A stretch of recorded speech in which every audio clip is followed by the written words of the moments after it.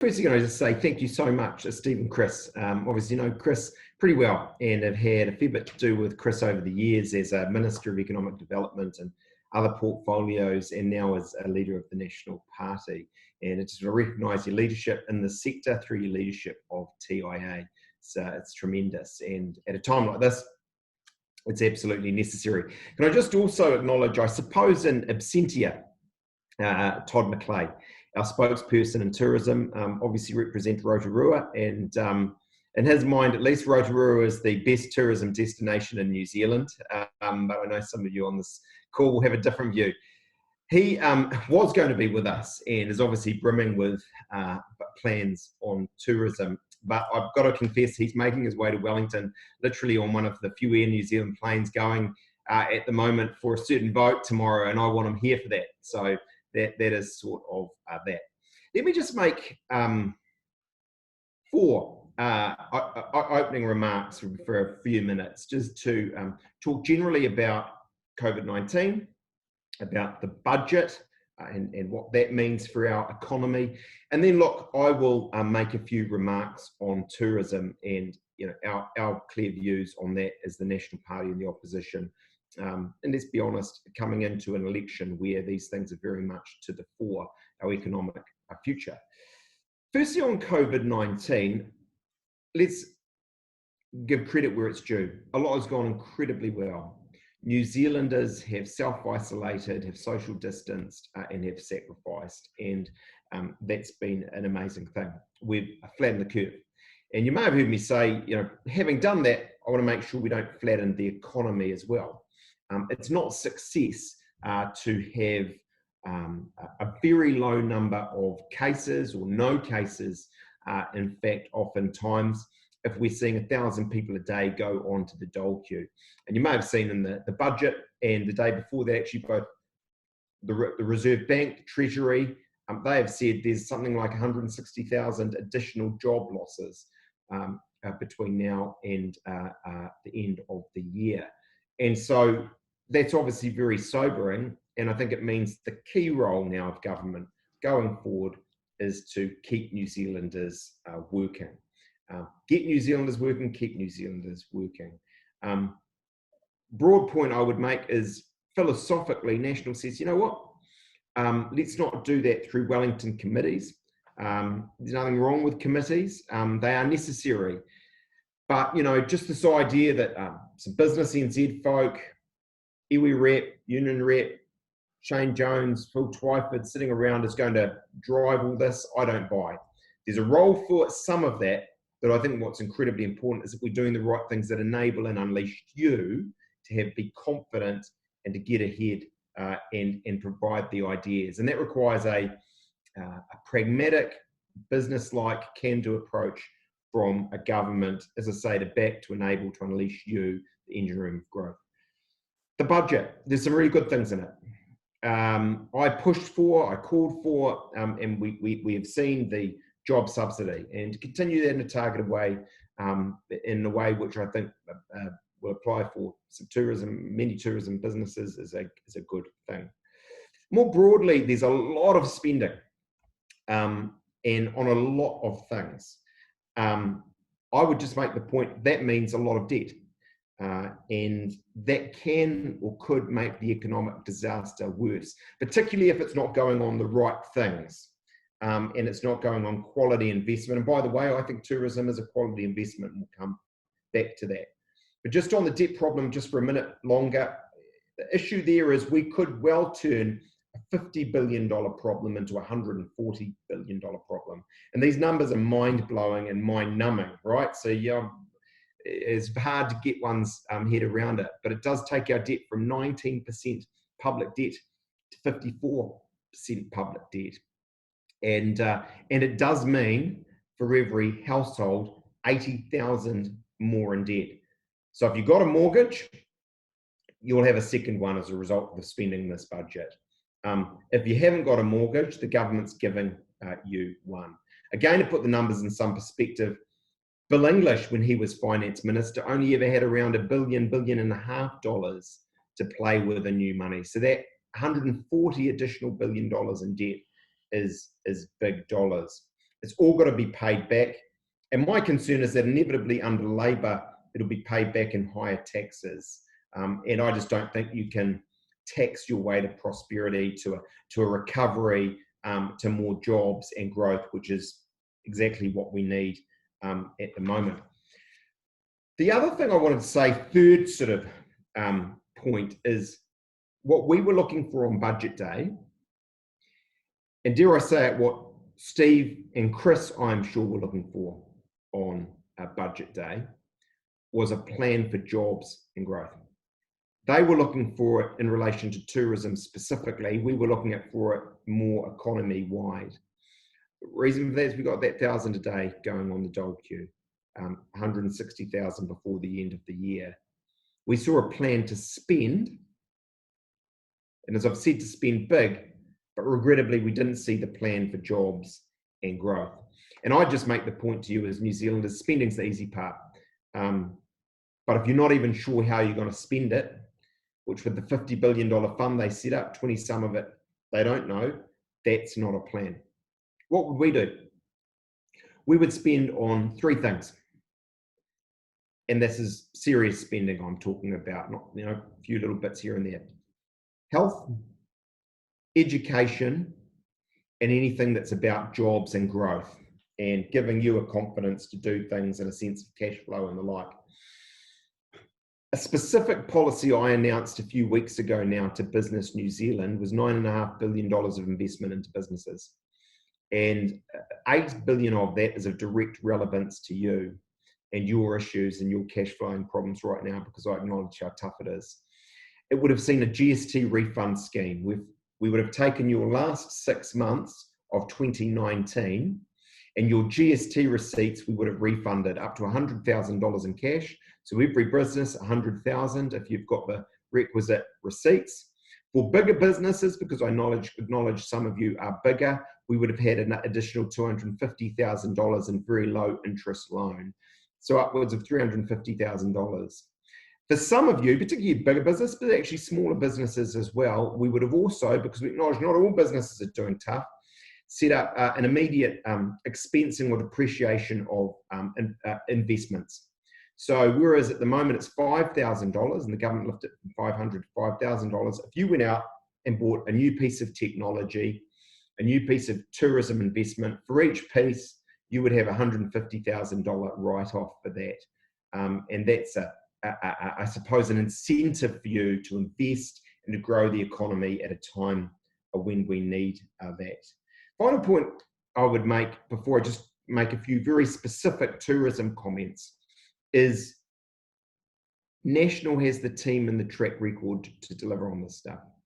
I've talked about the different approach between us and them, one of more enablement from us, giving you a confidence to do it, versus government committees sort of deciding which sectors, whether it's racing or pest eradication, kind of do well out of a budget.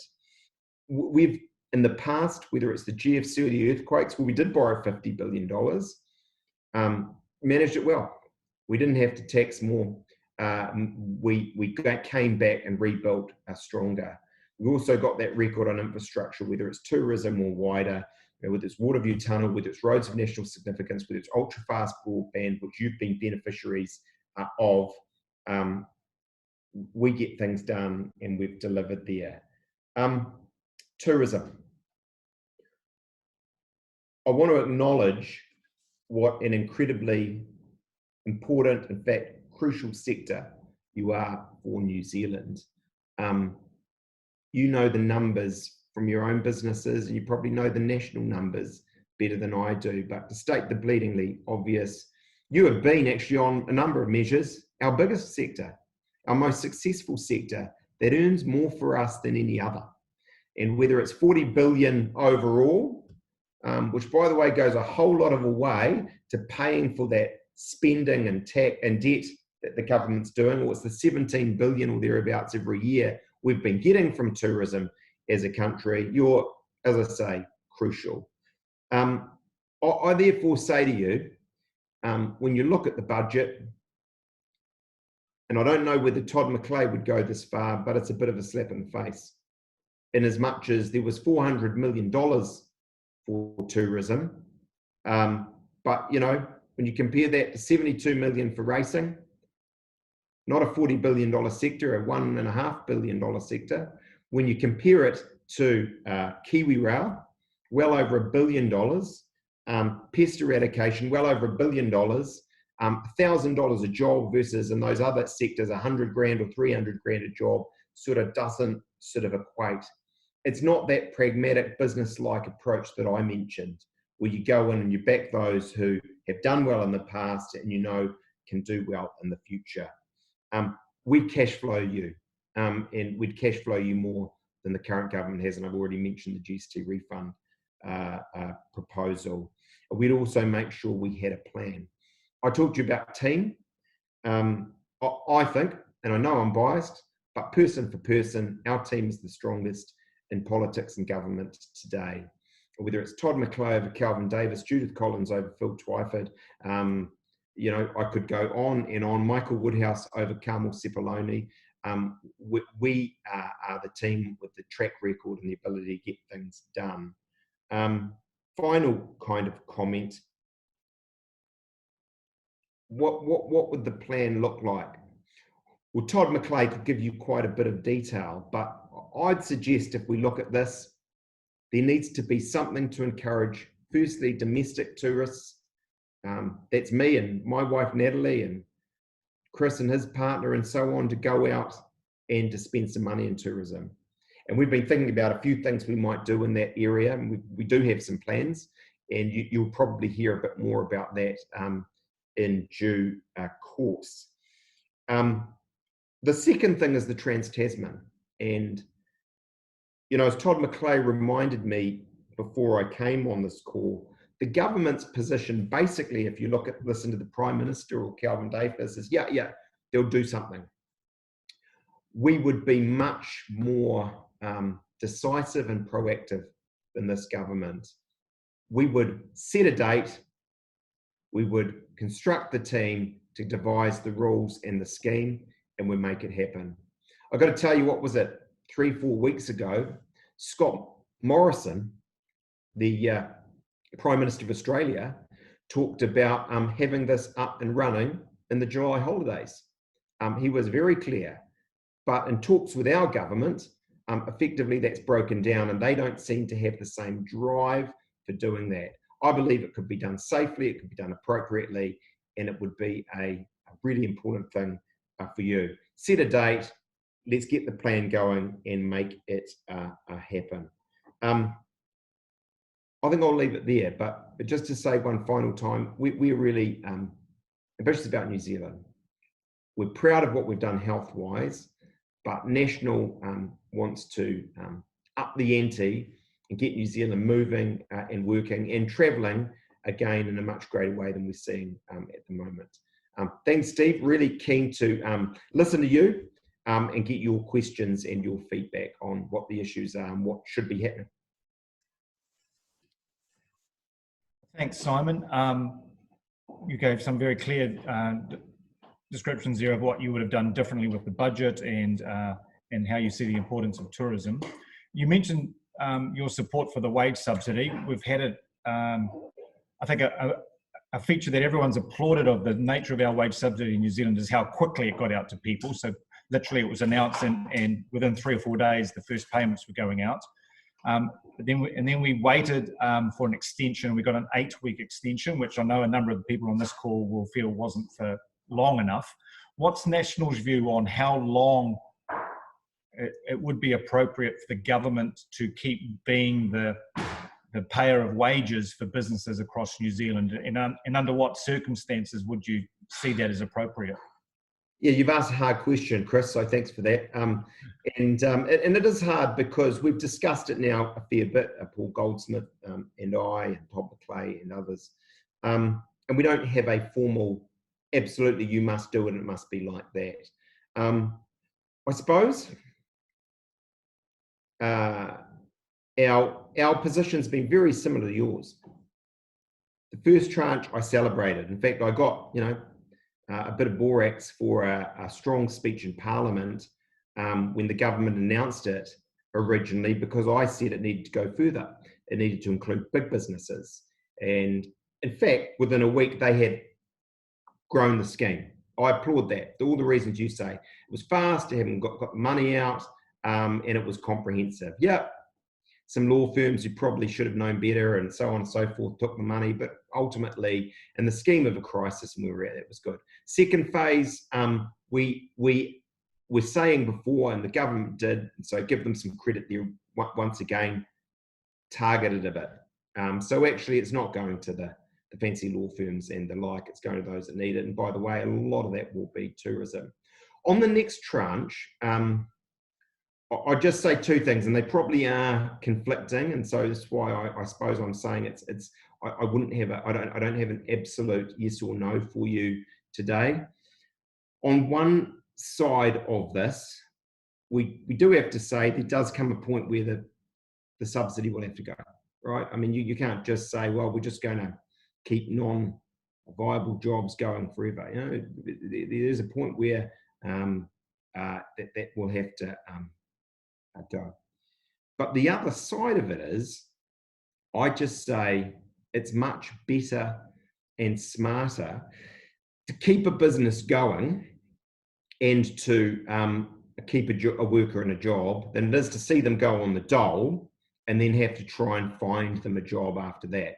That's creating a decade-long problem potentially, as people are dislocated from the workforce. You know, they sit at home. There's just not a sort of lot of good that comes from that.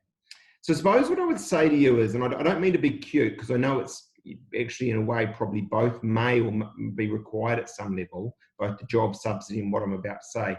But I think in a way the better approach that would have given you a lot more confidence in the tourism sector is to be doing exactly what I've been saying now, and Todd McClay and Paul Goldsmith and Paula Bennett and Judith Collins have been saying for many weeks, and that's to have provided more cash flow into the business.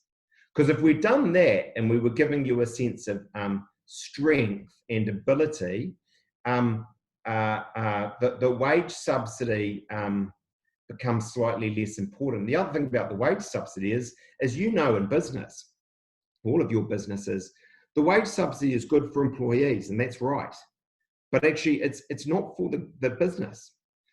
It doesn't mean that the business has got more cash. And in tourism, what we know is you're sitting there struggling with rent and rates and other expenses that you've got, whilst you've got zero or close to zero revenue coming in. So warming my way into it, Chris, sorry, long answer, but actually, you know what? If we had a scheme set up for getting New Zealanders moving around the country and doing a bit of domestic tourism, like a bit of an incentive or a cashback scheme or something, if we were working faster on the Trans-Tasman bubble, if we were cash flowing businesses a bit better, that's a scenario where you can get going under your own steam a bit better and become sustainable for the long term, rather than just sort of say, oh, it's wage subsidy and nothing out. She'll be right, we'll just keep you going on that. And that would be, if you're doing those other things, the scenario where you saw a path over time to weaning the sector off the job subsidy into a better, brighter place. Thanks, Simon. I'll ask one more question and then hand over to Steve to ask some questions from our audience. Of course, John Key took the tourism portfolio when he became Prime Minister.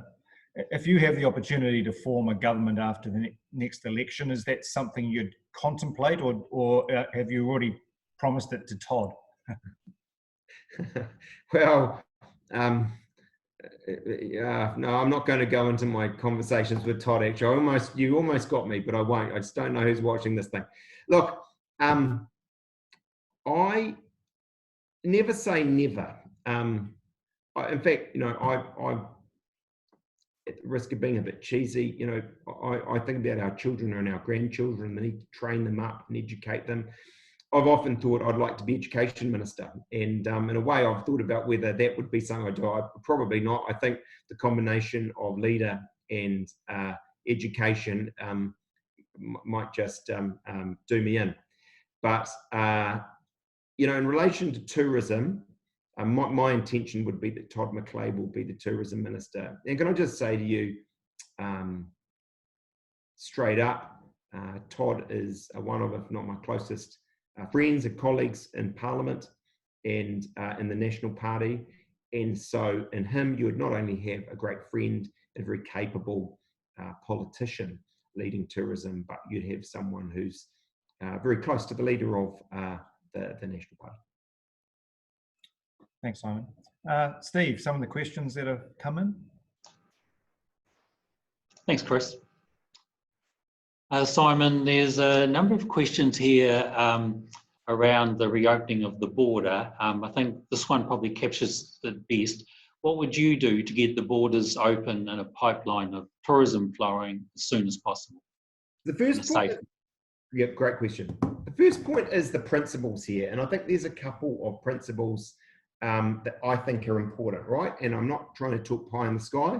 I think where we come from as a country and the philosophy behind that is really important.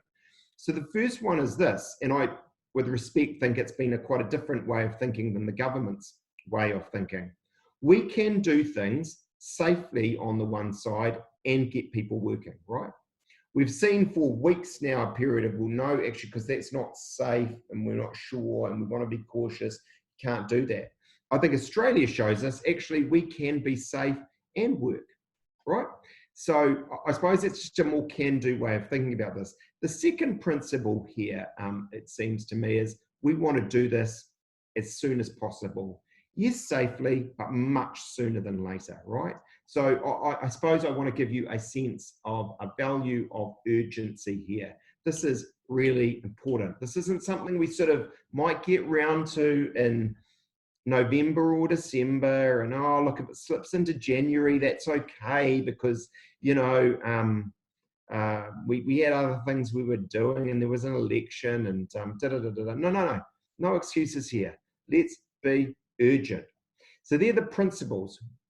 Then I think what follows from that is a little bit what I already said to you, Steve, but is just set a date. Set a date. ScoMo has talked about the July school holidays for Aussie. Sadly, with the lack of urgency that I've just been talking about from Kelvin Davis and Jacinda Ardern and Winston Peters, that's not going to happen, right? And that's a tragedy, because if they set the date and were accountable to that date, you would then find the plan came. And look, it's easy to say these things in opposition, I get that, but for lack of a better way of thinking about this, were I to be sitting there saying, how are we going to get the Trans-Tasman border up and running? I might do something like say, right, Chris, you, Adrian Littlewood, and on the other side of the Tasman, Anne Sherry, who is, been prominent in tourism, chair Carnival shipping and cruise boat liners and so on. Let's get you three, and I don't know, there might be someone else, Naitahu Holdings or someone coming in. You guys go away. You've got 1 month. At the end of the month, I want you to have ironed out what the plan is, how this is going to work, and we'll take that to Cabinet. And I reckon if you did that, look, actually, you'd get there, and you'd make it happen much sooner than later with the urgency I talked about. Right, thanks. Simon, another one here around, what do you see as the government's role in tourism? Well, there's a couple of things about that. The first is that, sorry to be a bit repetitive here, but you are so, you've been given a body blow, yep, and it's not your fault, and it is simply a COVID-19 situation where the borders have been shut, and so it is a government-led problem that is a body blow for your sector. So then you say, well, what is government's role in all of that? I think it's to help you get demand back up. And then it's also, in the meantime, to cash flow you and help you so that you're sort of ready on the upswing to get yourself going. And I've already given you a sort of a sense of some of our policy positions in this. But look, when we were government, we were doing a lot of work in the regions. We were considering seriously the issue of GST, tourism and infrastructure, a bit of that back. Still thinking about those things. I've talked to you about some ideas that I think you'll see before the election around what we'll do to incentivise domestic tourism, and then there's the borders thing. And if you thought about that in the Trans-Tasman particularly, and then actually moving quite quickly if we could on other parts of the world, that obviously requires other countries to play ball as well. But that's, so then if you do that, you've got demand going. In the meantime, there is the cash flow issues we've already talked about, and I mentioned to you our GST scheme and so on. So there is a definite strong role for you guys from government, a real responsibility from government, given that this was a government-made body blow from the borders being shut. I got to confess to you, I'm probably saying the wrong thing, and if Todd McClay was here, he'd probably kick me under the table, but I'm less excited about the sort of stuff we saw in that $4 million package. And I, you know, in truth, with that $4 million package, there's so little detail, it's a bit hard to say, but I'm less, I hope you picked up from me, I'm a little bit less excited about the sort of the committee and, you know, and you know, let's do this, and let's spend lots of money on consultants on reimagining tourism in those ways. There is a bit of a role for that, but I think you'd see rather less of that. More I suppose, doey than hooey under a national-led government. Simon, can I just pick up on that? One of the announcements in the budget was the strategic tourism assets program, and you're correct, there's not really any detail yet on what that might mean, but it does suggest the government is looking at what tourism businesses might be a strategic asset and a necessary part of the tourism industry, and something that needs to be saved. And the minister has even gone as far as naming a couple of businesses. I don't know if those businesses are happy to have been named, but the likes of Whale Watch Kaikoura have been named as businesses that the government would not want to see fail. And so then how are those businesses going to be supported? Is it through interest-free loans or even some equity taking by the government? Any view on what a national-led government what its approach would be to government actually stepping in and saving particular businesses? National-led governments have done bailouts in the past, right? And so I'm not going to sit here and say, no, we'll never do that. You know, let it fail. And as you say, well, I'm not suggesting those particular businesses would. I mean, the whale watching Kaikoura and the Ngātahu business, just a tremendous one. And it is overused word, but iconic. So I'm not saying no. I think, though, what I would be careful about is what I get a bit from listening to the likes of Phil Twyford and Matua Shane and possibly Calvin, although I haven't heard him so much in this context, is a sort of a pick winners approach. Well, that one sort of feels good politically, so we're going to bail that one out. And that one, well, we know Jimmy's brother's cousin, and that sort of works. I'm skeptical of that. So I think, Chris, to do the bailouts, you need to have first a real reluctance, actually, because it is taxpayers' money, and secondly, know your why and your when. Why are you doing this, and in what circumstances? What are the criteria doing it? So that it doesn't become just a politics slush fund kind of a thing that's happening. I also got to tell you, I don't want to see a state-run tourism sector competing with you on this call, who are out there slogging your guts out. You've taken a lot of risk. You've mortgaged your home. You've borrowed from others. You've gone and seen your auntie and taken money from her. All of those things. I don't want to see a big state-run tourism sector. And I do worry with this government. We've got it now a bit with the airline. We might see some others. This is a chance to do a bit of a takeover and have these things controlled by politics rather than good risk-taking entrepreneurs who will always provide a better service to our tourists than government. Simon, I see we've nearly used up most of our time. It's now 2:30. Just a couple more. Another question here to probably finish on. For the longer term future, does New Zealand tourism need to be reframed, do you think, for a more productive or more value-added proposition?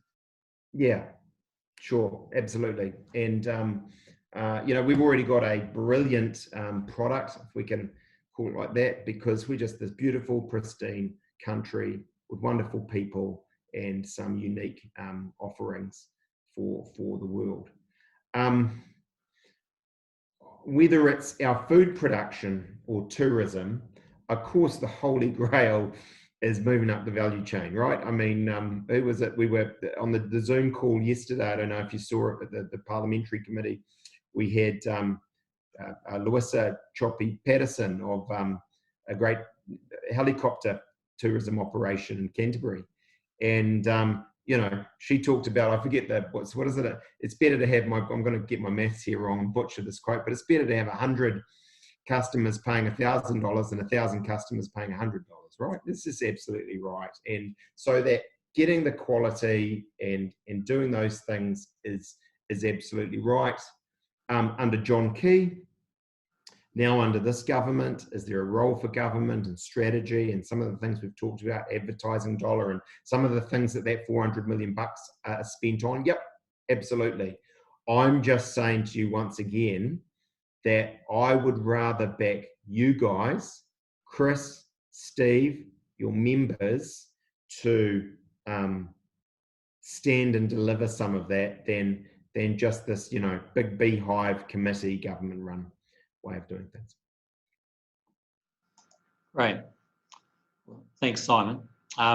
We'll draw that to a close now. So thank you to all our members for participating today and for your questions. And thank you to Mr. Bridges for your time and your comments and participation. A couple of closing comments. The webinar will be available on the TIA website by the end of tomorrow. Also a reminder to members to visit our COVID-19 pages on the website. Lots of current information, advice and support for operators. We've set up a specific section on the COVID pages on level 2 guidance, including the standards for alert level 2 operations for tourism activities, and also the level 2 guidelines for accommodation providers. And as always, if you have any particular queries, please get in touch with us either via info@tia.org.nz or call us to discuss, and our phone number is on the website contact page. And lastly, next week's Discussing Tourism webinar will be Hardening Property Insurance Market and How to Maximise Your Insurance Protection. TIA strategic partner Marsh will share some of the challenges being faced by many businesses as they look to renew and reshape their insurance protection to suit the new trading environment in New Zealand. And that's next Thursday, the 28th of May at 2 p.m. You can register via the TIA website. Chris, over to you to close. Thanks, Steve, and thanks, Simon, for joining us, and all the best tomorrow. Look, I was going to, now, sad for you, I think you'll still be seeing a bit of me. Hey, ka kite anō. Thank you. Kua mutua mātou mahi mō tēnei wā, manakitia mai mātou katoa, o mātou hoa, o mātou whānau, Ao ki te aorangi. Kia ora, have a good afternoon, everyone. Kia ora.